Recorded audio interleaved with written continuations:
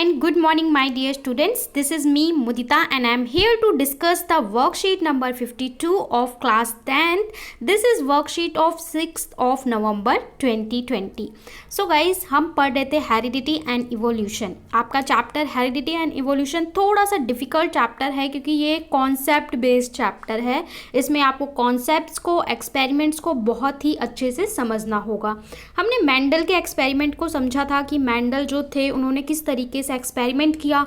आगे जो कॉन्सेप्ट है और थोड़ी और थ्योरी है उसको भी हम समझेंगे.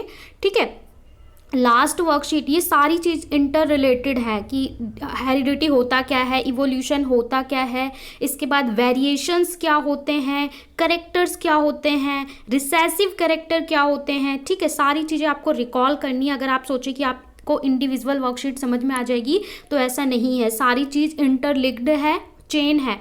51 में हमने पढ़ाया था कि कौन सी प्रॉपर्टी हैं जो रिसेसिव होती हैं, व्हाट इज़ ट्रेट्स, कौन सी प्रॉपर्टी हैं जो trait, what is dominant character. ठीक है, जो करेक्टर आपको नज़र आते हैं वो होते हैं डोमिनेंट. वो करेक्टर जो आपको नज़र नहीं आते लेकिन ट्रांसफ़र होते हैं पेरेंट टू न्यू जनरेशन, ठीक है, वो होते हैं हमारे रिसेसिव. तो यही चीज़ को हम आगे जनरलाइज करने वाले हैं. जो करेक्टर्स हुए इनको जनरलाइज किया मेंडल ने, उसको स्टडी करने वाले हैं. तो अगर आपने वर्कशीट 51 और 50 नहीं देखी है तो प्लीज़ वो वर्कशीट पहले देख लें और इन टर्म्स को समझ लें तो आपको आसानी होगी. चलिए शुरू करते हैं आज की वर्कशीट. आज आपको पढ़ना है डी हाइब्रिड क्रॉस. देखिए ये आपको एक साइंटिस्ट की फ़ोटो दिखाई हुई है. डी हाइब्रिड क्रॉस क्या होता है? A cross between two plants having two pair of contrasting character is called dihybrid cross. अगर हम क्रॉस करवा रहे हैं टू प्लांट्स का तो both plant having different characters. ठीक है, आपका प्लांट ए हो गया, प्लांट बी हो गया, इसके कुछ और करेक्टर हैं, इसके कुछ और करेक्टर हैं. जब आप दोनों को कंबाइन करते हैं, क्रॉस कराते हैं, वाई आप क्रॉस कराते हैं क्योंकि आपको एक नए तरीके की जनरेशन चाहिए, तो इसको हम क्या बोलते हैं? D hybrid. और वैसे भी डी का मतलब क्या होता है? टू.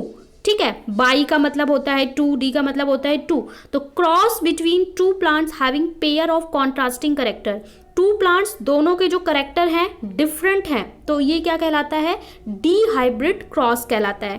ठीक है, जैसे एक प्लांट हो गया, ध्यान से समझना है. एक प्लांट हो गया, ये क्या है? इसके फूल जो है येलो हैं, और एक प्लांट है इसके फूल क्या है?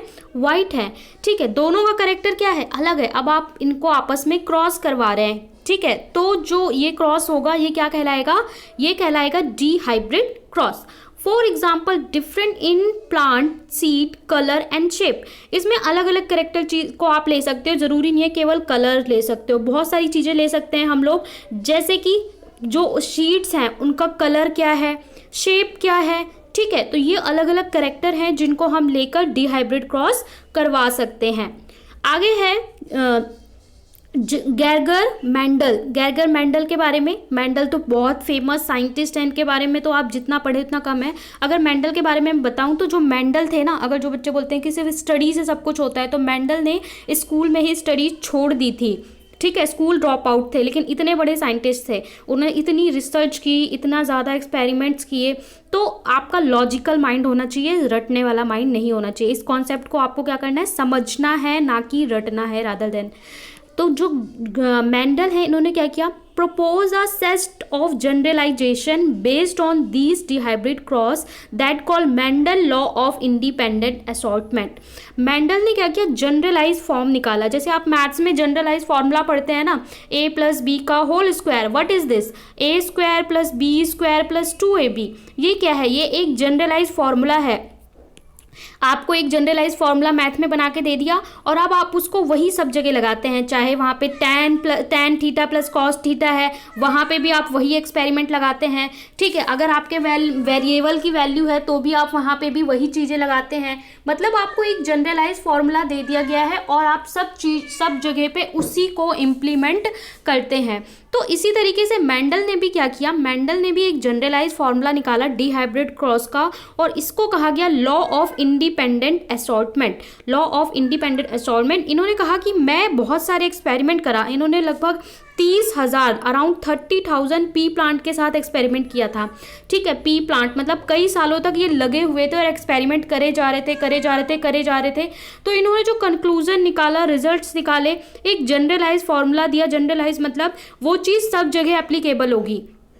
जरूरी नहीं है इन्होंने मटर के साथ किया तो आप मटर के साथ और भी पौधों के साथ करेंगे, और भी फ्लावर के प्लांट्स के साथ करेंगे तो वही रिजल्ट आएगा, और इसको कहा गया law of independent assortment. The law states that when two pairs of trait are combined in a hybrid, segregation of one pair of character is independent from the other part of character। तो इन्होंने ये statement दिया, इस law को ऐसे define किया कि अगर हम when two part of trait are combined in hybrid, अगर हम दो चीज़ों को हाइब्रिड कंबाइन कर रहे हैं, मतलब दो करेक्टर्स को कंबाइन कर रहे हैं, इसके दो करेक्टर, इसके दो करेक्टर, कोई ये पार्ट ए है पार्ट बी है प्लांट का, दोनों को अगर हम डिहाइब्रिड कर रहे हैं तो क्या होगा, उसका जो एक पेयर है उसके जो करेक्टर हैं वो क्या रहेंगे, इंडिपेंडेंट रहेंगे। ऐसा नहीं है कि सारी चीज़ें मिक्स होंगी। चलिए आगे देख लेते हैं, आगे क्या बताया इन्होंने। आगे बोल रहे हैं what happen when pea plant showing two different characteristics rather than just once. अगर ऐसा हो, जैसे कि स्टार्टिंग में जो हमने लास्ट वर्कशीट करी थी 51, वहाँ पे आपको याद होगा हमने किया था कि एक फूल था वो पर्पल कलर का था और एक फूल था वो वाइट कलर का था, और उसको हमने क्रॉस करवाया था और उसकी 2 जनरेशन निकाली थी। तो पहली जनरेशन में क्या हुआ था, पहली जनरेशन में जो प्लांट्स आए थे वो हमारे सारे पर्पल आए थे, डोमिनेंट और रिसेसिव कैरेक्टर को दिखाने के लिए। और दूसरी जनरेशन में जो हमारी F2 जनरेशन आई थी वहाँ पे हमारा 3:1 का रेशो आया था, यानी 3 हमारे पर्पल थे और एक जो था वो वाइट था। तो ये कह रहे हैं कि वहाँ पे लेकिन हमने एक ही करेक्टर लिया था, क्या लिया था, कलर इज द करेक्टर, वहाँ पे हमने कलर लिया था पर्पल एंड वाइट। तो यहाँ पे कह रहे हैं कि two different character rather than just once, अगर जो आप प्लांट ले रहे हैं उसमें 2 करेक्टर लिए जाएं, एक ना लिया जाए 2 लिए जाएं, तो क्या होगा, what do the progeny of tall plant with the round seed, क्या होगा अगर टॉल प्लांट है, प्लांट जो है टॉल है और उसके बीज कैसे हैं, राउंड हैं, ठीक है, and a short plant with wrinkle seed look like, और जो एक शॉर्ट प्लांट है उसके सीड व्रिंकल है। देखिए 2 करेक्टर, एक प्लांट हमने लिया जो टॉल है मतलब लंबा भी है और उसके बीज कैसे हैं, राउंड, दूसरा है वो शॉर्ट है और उसके बीज कैसे हैं, हमारे व्रिंकल, ठीक है। तो ये क्या है, 2 करेक्टर हमने लिए, 2 करेक्टर, इस चीज के 2 करेक्टर और इस चीज के भी 2 करेक्टर। अब अगर हम इन्हें क्रॉस करवाते हैं तो क्या क्या पॉसिबिलिटीज बन सकती हैं, वहां केवल एक करेक्टर लिया था तो हमारी 3:1 वाली वो करेक्टर पॉसिबिलिटी जनरलाइज फॉर्मूला मिला था, यहाँ पे क्या क्या करेक्टर्स और क्या क्या पॉसिबिलिटीज बनेंगी। They are all tall have round seed, क्या होगा, आप क्या सोचते हैं, क्या जितने भी प्लांट बनेंगे सारे लंबे होंगे और उनकी बीज राउंड होगी, या फिर tallness and round seed are thus dominant trait, जो टॉलनेस होगा और राउंड होगा क्या वो डोमिनेंट ट्रेट होगा। डोमिनेंट मतलब क्या होता है, वही चीज़ मैंने बोला कि वर्कशीट 51 आपने नहीं देखी है तो देखिए और समझिए। डोमिनेंट का मतलब होता है कि जो करेक्टर आपको नज़र आता है, जो फीचर, जैसे आपके पेरेंट्स में क्या है, उनके बालों का कलर लाल है और आपका कलर भी लाल है बालों का, तो ये डोमिनेंट करेक्टर है जो नज़र आ रहा है, ठीक है। But what happens when these F1 progeny are used to generate F2 progeny by self pollinated. लेकिन कह रहे हैं कि चलिए मान लेते हैं कि F1 जनरेशन में जितने भी आएंगे वो हमारे कैसे आएंगे, टॉल और राउंड आएंगे, ठीक है, डोमिनेंट करेक्टर नजर आएगा। लेकिन अगर हम F1 जनरेशन को फिर से क्रॉस कर देते हैं F1 जनरेशन के 2 प्लांट्स को, तो हमारे क्या करेक्टर्स निकल के आएंगे, क्या चीज़ें निकल के आएंगी, क्योंकि यहाँ पे हमने 2 करेक्टर लिए हैं। तो क्या होगा अगर हम सेल्फ पॉलिनेटेड करते हैं, सेल्फ पॉलिनेटेड मतलब सेम टाइप के करेक्टर वाले को हम पॉलिनेट कर रहे हैं। तो the Punnett square can be effectively use to understand the independent segregation of 2 pair of gene during meiosis and the production of egg and pollen in the F1। तो इस चीज को समझाने के लिए एक कॉन्सेप्ट है जिसे पुनीत स्क्वायर कहते हैं। इसने अच्छे तरीके से समझाया कि आप इस चीज को अच्छे से समझ सकते हैं इंडिपेंडेंट सेग्रीगेशन, कि अगर दो पेयर हैं, दोनों के 2 डिफरेंट कैरेक्टर हैं और आप इसे नेक्स्ट जनरेशन में जाते हैं तो क्या क्या पॉसिबल आउटकम्स हो सकते हैं, इसको पुनीत स्क्वायर से समझा जा सकता है। What is Puneet square? It is the possibilities of new offsprings. क्या पॉसिबिलिटीज होंगी न्यू जनरेशन में, F2 जनरेशन में, उसके लिए उन्होंने एक स्क्वायर बनाया और उस स्क्वायर में उन्होंने पॉसिबिलिटीज दिखाई हैं कि क्या क्या चीज़ें हो सकती हैं। That's a mathematical representation. ठीक है, साइंस और मैथ साथ साथ चलती है, तो ये एक मैथ्स का जनरलाइज फॉर्मूला बन गया। इफेक्टली अंडरस्टैंड F1 जनरेशन को यहाँ पे बोला है राउंड, देखो R और Y। ठीक है, plant consider the segregation of one pair of gene R and R। एक जनरेशन है, सेग्रीगेशन में एक पेयर को हमने माना है कि उसके एक करेक्टर को हम R और स्मॉल r से दिखाएंगे। 50% of gametes have the gene R। तो 50% जो गैमेट्स होंगे उनके जीन कैसे होंगे? Capital R and 50% small r। Now besides each gamete having either R और R, it should be have the allele Y or the Y. The important thing is remember here, यहाँ पे ये चीज आपको ध्यान रखने वाली है। ठीक है, तो यहाँ पे ये जो सारे हैं ना, ये रिप्रेजेंटेशन है कि R क्या है, छोटा r क्या है। जब आप करेक्टर्स लेंगे ना, जैसे बहुत सारे प्लांट्स लेंगे तो उसमें ये इसका नोटेशन होगा कि अगर राउंड सीट ले रहे हैं तो इसके लिए कैपिटल R, उसके बाद दूसरे करेक्टर को आप स्मॉल r से दिखाएंगे, इसको Y दिखा रहे हैं तो इसको छोटा y, ये रिप्रेजेंट करने का तरीका होता है। ठीक है, 50% is independent from of segregation, so 50% hearing gametes, 50% has Y. Similarly, 50% of R having gamete has Y and the 50% of Y. Thus, these 4 genotype of gametes. Genotype क्या होता है? जो हम 2 डिफरेंट टाइप के gametes के कैरेक्टर्स लेते हैं उसे जीनोटाइप कहते हैं। ठीक है, gametes 4 type of pollen, 4 type of eggs, यानी 4 तरह के पॉलन्स और 4 तरह के एग्स कंबाइन करेंगे। द 4 टाइप आर क्या क्या, वो 4 तरह क्या चीज बनेंगी? Capital R, capital Y, that's a character, capital R small y, small r capital Y और स्मॉल r स्मॉल i। तो ये 4 तरह के हमारे क्या हैं? ये 4 तरह के हमारे 4 तरह के एग्स होंगे, 4 तरह के गैमेट्स होंगे। तो ये चारों होंगे विद द फ्रीक्वेंसी ऑफ 25%, जिनकी फ्रीक्वेंसी क्या होगी? 25% इनकी पॉसिबिलिटीज होगी अपीयर होने की। टोटल गैमेट प्रोड्यूस, जो टोटल गैमेट प्रोड्यूस होंगे। When we write down 4 type of eggs pollen of 2 side of Puneet square, it is very easy to derive the composition of zygote that rise to F2 plants. Here F2 generation yet a phenotype ratio. तो जो हमारा F2 generation आएगा, देखिए पहले F1 generation आएगा, उसके बाद F2 generation आएगा। तो जो F2 जनरेशन आएगा उसका जो रेशो इन्होंने समझाया, वो समझाया 9:3:1। मतलब जो सबसे ज़्यादा करेक्टर था, जैसे राउंड और जो हमारा टॉल प्लांट था, उसका रेशो कितना होगा? 9 होगा। उसके बाद जो मिड वाले 2 करेक्टर हैं उसको हम कैसे दिखाएंगे? उसका रेशो आएगा 3:3। ठीक है, मतलब जो 9वां भाग है वो 9 रेशो कितना होगा? वो डोमिनेंट करेक्टर वाला 3:3, और 1 जो हमारा रिसेसिव करेक्टर है F2 जनरेशन में वो 1 होगा। तो इसका इन्होंने एक जनरलाइज जो रेशो दिया वो दिया 9:3:3:1। अभी हो सकता है आपको एक बार में ये चीज़ ना समझ में आए, 2 बार समझेंगे अच्छे से समझ में आ जाएगा। आप सोचेंगे ये 9:3:1 क्या हमसे एग्जाम में पूछा जाएगा? यस, आपसे ये एग्जाम में पूछा जाता है। क्या इज इट इम्पॉर्टेंट?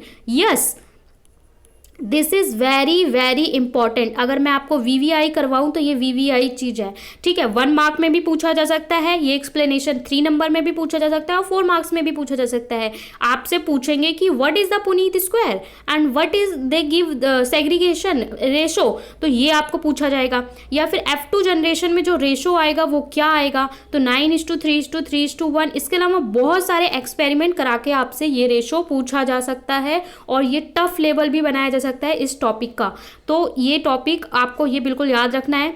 दूसरा क्या था हमारा? डोमिनेंट और रिसेसिव करेक्टर का, जहां पे हमने देखा था 3:1 रहता है करेक्टर। ठीक है, जो नेक्स्ट जनरेशन आती है, तो दोनों चीज़ों को कंबाइन नहीं करना है, सेपरेटली आपको याद रखना है। उसके बाद पुनीत स्क्वायर क्या होता है, is a geographical representation to calculate the probability of possible genotype of offspring in a genotype cross. अगर पुनीत स्क्वायर को आप सिंपल डेफिनेशन कोई पूछे what is the Punnett square, तो is a graphical representation, graph का representation है और possibility of probability, ये बहुत अच्छा इसका डेफिनेशन दिया गया है कि ये एक संभावना है कि क्या क्या जीनोटाइप्स न्यू ऑफस्प्रिंग्स में हो सकते हैं, वो आपको रिप्रेजेंट करता है ये डायग्राम। ठीक है, आगे थोड़ा सा देख लेते हैं। अब इसके बाद मैं आपको ये जो हमारा जीनोटाइप है पुनीत स्क्वायर का वो दिखा देती हूँ। Independent inheritance of two separate trait shape, हमने दो सेपरेट लिए हैं जिनकी अलग अलग करेक्टर हैं। देखिए यहाँ पे लिया है हमने राउंड और येलो, एक सीड लिया है जिसका क्या करेक्टर है, एक तो ये राउंड है, ठीक है, दूसरा इसका कलर क्या है, येलो है। ये कैसा है, व्रिंकल, इसका जो श्रीड है वो कैसा है, व्रिंकल है, और इसका कलर क्या है, ग्रीन कलर है। जैसे कलर तो आपको नजर भी आ रहा है, येलो एंड ग्रीन, ये राउंड है, ये व्रिंकल है। तो इसके लिए हमने नोटेशन क्या लिया है, दो नोटेशन लिया है, उस नोटेशन को दिखाया गया है। ठीक है, नोटेशन मतलब कि आप कैसे ले रहे हो, आर आर वाई वाई, और इसके लिए small R small Y small Y.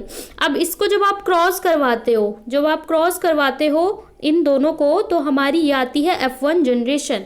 तो F1 जनरेशन जो आएगी हमारी, उसमें क्या होगा, ये होगा F1 जनरेशन में आर आर और वाई वाई हमारा निकलेगा। लेकिन जब F2 जनरेशन आती है तो F2 जनरेशन के लिए ये आ जाता है हमारा पुनीत स्क्वायर, जिसको आपको मैं दिखा देती हूँ। ये आता है आपका F2 जनरेशन में। तो ये हमारी पॉसिबिलिटी होगी, प्रोबेबिलिटी ऑफ न्यू ऑफस्प्रिंग्स। ठीक है, ये गैमेट है, ये हमारा ग्रीन है। ठीक है, अब देखो क्या क्या होगा, ये जो आएंगे ये कैसे आएंगे, ग्रीन सीड आएंगे। ठीक है, हमें 1 क्या था, ग्रीन आएंगे। इसके अलावा जो ये देखिए, ये जो आपको डार्क येलो से दिखाए हुए, ये क्या रेशो है, 3 का रेशो है। ठीक है, और ये जो आपको दिखाया ये क्या है, 9 का रेशो है, और ये आपको नोटेशन के साथ दिखाया हुआ है। ठीक है, कि क्या क्या कैरेक्टर्स होंगे, R R capital Y small Y वाले कितने होंगे, स्मॉल आर कैपिटल वाई वाले कितने होंगे, ये कैरेक्टर है। ठीक है, ये सारे कैरेक्टर हैं जो आपको दिखा रहे हैं कि कितने कितने हमारे जो सीड हैं वो बनेंगे, प्रोटोटाइप। अब इसके बाद आपको देख लेते हैं आज आपको क्या क्या क्वेश्चंस दिए हैं। आज आपको 3 क्वेश्चंस दिए हैं। ठीक है, define D hybrid cross and Punnett square, आपको डी हाइब्रिड क्रॉस और पुनीत स्क्वायर को डिफाइन करना है। नंबर 2 में बोला है state Mendel's law of independent assortment, Mendel's का इंडिपेंडेंट असॉर्टमेंट को डिफाइन करना है। इसके बाद 3rd क्वेश्चन में बोला है after self pollination in P plant with round yellow seeds following type of seeds were obtained. अगर हम राउंड येलो मतलब एक एक्सपेरिमेंट करते हैं तो ये हमारा रिजल्ट निकलता है। राउंड और येलो सीड कितने हैं, इतने दे रखे हैं 430, 216 दे रखे हैं round and green, wrinkle and yellow दे रखे हैं आपके, और व्रिंकल और ग्रीन दे रखे हैं 64। और यहाँ पे आपको बोल रखा है analyse the result of describe mechanism inherent which explain these result. उस एक्सपेरिमेंट को, इस इनहेरिटेंस को समझाइए जिससे ये रिजल्ट आपको प्राप्त हुआ है। तो ये सॉल्यूशन हम डिस्कस करेंगे। उससे पहले कोविड अप्रोप्रिएट बिहेवियर मैसेज आपके लिए है, keep physical maintain of 6 feet और 2 यार्ड। आपको ये चीज़ याद हो गई होगी और याद रखनी भी है। चलिए सॉल्यूशन देख लेते हैं। Define dihybrid cross and Punnett square. तो डिहाइब्रिड क्रॉस क्या है, a cross between 2 individuals that are both heterozygous for 2 different traits. Dihybrid cross क्या होता है, अगर हम 2 इंडिविजुअल्स का क्रॉस कराते हैं, दे बोथ आर हेटेरोजाइगस। अगर आप बोलेंगे कि व्हाट इज अ हेटेरोजाइगस, तो ये भी हमने वर्कशीट नंबर 51 में पढ़ा था। हेटेरोजाइगस क्या होता है, ऐसे करेक्टर्स होते हैं, 2 ऐसे गैमेट्स का हम क्रॉस कराते हैं जिनके बिल्कुल डिफरेंट करेक्टर है। जैसे एक का बाल रेड है और एक का ब्राउन है, उसको क्रॉस कराएंगे तो आपका क्या होगा, हेटेरोजाइगस। तो अगर आप ऐसे का क्रॉस करवाते हैं तो वो क्या कहलाता है, डी हाइब्रिड क्रॉस कहलाता है, यानी बोथ के जो करेक्टर हैं वो डिफरेंट है। दूसरा पुनीत स्क्वायर क्या है, तो diagram use to determine what all the possible offsprings of a dihybrid cross will look like, ये भी लिख सकते हैं। दूसरा आप लिख सकते हैं it is a diagram representation of probability of possible outcomes, यानी वो प्रोबेबिलिटी जिससे न्यू क्या क्या आउटकम्स हो सकते हैं ऑफस्प्रिंग्स में, उसे हम कहते हैं पुनीत स्क्वायर। तो this is your first answer. Come to the next, state Mendel law of independent assortment. तो Mendel law of independent assortment states that the gene do not influence each other with regards to the sorting of alleles into gametes. Every possible combination of alleles for every gene is equally likely to occur. तो ये हमारा assortment ये कहता है कि जो different characters को वो कंबाइन करते हैं, तो जो सेपरेट करेक्टर है, इंडिपेंडेंट करेक्टर है, वो इंडिपेंडेंट डील करेगा, ठीक है। सबका जो रिसेसिव और डोमिनेंट नेचर है वो सबका दिखेगा। ये आपका नंबर 2 हो गया। थर्ड क्वेश्चन में आपसे बोला था, after self-pollinated in a pea plant with round yellow sheets, following type of sheets were obtained. Mendel analyzed the result. इस रिजल्ट को आपको एनालाइज करना है। 630, 216, 202 और 64 ये नंबर हैं, ये करेक्टर हैं, ये चीज़ आती है एक्सपेरिमेंट करने में। यहाँ पे आपको क्या एनालाइज किया, कैसे आपको ये डाटा ऑब्टेन्ड हुआ, ये आपको बताना है। तो इसका आंसर क्या होगा, the portion of each trait was still approximately 3:1 for both shape and sheet colour. जो हमें करेक्टर प्राप्त हो रही है, यानी जो हमें करेक्टर्स मिल रहे हैं, चाहे वो शेप का हो या कलर का हो, वो हमें क्या मिल रहा है, 3:1 में मिल रहा है। In other words, the resulting seed shape, seed colour looked as if they had come from 2 parallel monohybrid crosses. मतलब यहाँ पे 2 पैरेलल मोनोहाइब्रिड क्रॉस हो रहे हैं। एक जगह पे कलर येलो एंड ग्रीन की वजह से क्रॉस दिखाई दे रहा है, और एक जगह हमें उसकी टॉलनेस शॉर्टनेस का दिख रहा है। तो 2 करेक्टर साथ में मोनोहाइब्रिड क्रॉस को दिखा रहे हैं। Even though 2 characters were involved in each cross, these trait behaved as those they had segregated independently. ठीक है, लॉ ऑफ इंडिपेंडेंट सेग्रीगेशन भी यहाँ पे काम कर रहा है। From these data Mendel develop third principle of inheritance. और इस डाटा से मेंडल ने थर्ड प्रिंसिपल ऑफ इनहेरिटेंस को डिफाइन किया, the principle of independent assortment. ये क्या कहलाता है, प्रिंसिपल ऑफ इंडिपेंडेंट असॉर्टमेंट कहलाता है। तो ये आपका आंसर 3 है। एग्जाम में भी आपसे इस चैप्टर से ऐसे ही क्वेश्चन पूछे जाते हैं, कॉन्सेप्चुअल क्वेश्चन पूछे जाते हैं। और आपको कैसे क्वेश्चन पूछे जाते हैं, draw the diagram representation of these cross. आपको डायग्राम रिप्रेजेंटेशन ड्रॉ करके दिखाना पड़ता है कि आपने शीट लिया, इसका कलर येलो है, ठीक है, और इसका करेक्टर येलो एंड ग्रीन है, ठीक है। ऐसे दो, और उसको पूरा F1 F2 जनरेशन आपको ड्रॉ भी करना होता है, साथ में लिखना भी होता है, और लॉन्ग क्वेश्चन में ये क्वेश्चन दिया जाता है।